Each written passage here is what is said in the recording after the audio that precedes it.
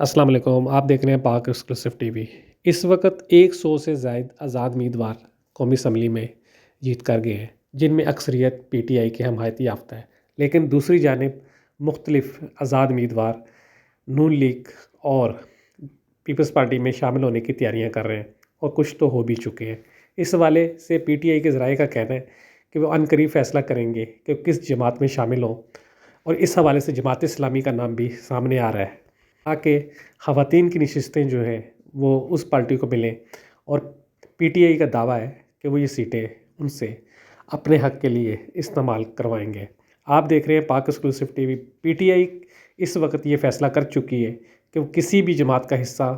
بننے کے بعد اتحاد کا حصہ نہیں بنے گی، کیونکہ ان کو عوام نے ووٹ عمران خان کی حمایت کے لیے دیا ہے، نہ کہ حکومت کا حصہ بننے کے لیے، کیونکہ حکومت کا حصہ بننے کا مطلب ہے کہ وہ نون لیگ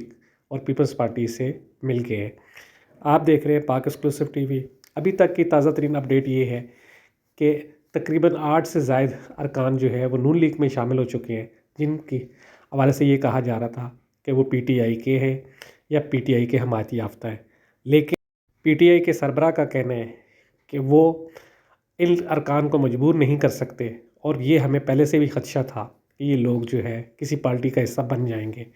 عوام نے ان کو ووٹ دیا ہے عمران خان کے نام پر، ان کو اب عمران خان کا ہی ساتھ دینا چاہیے۔ ویڈیو دیکھنے کا شکریہ، اللہ حافظ۔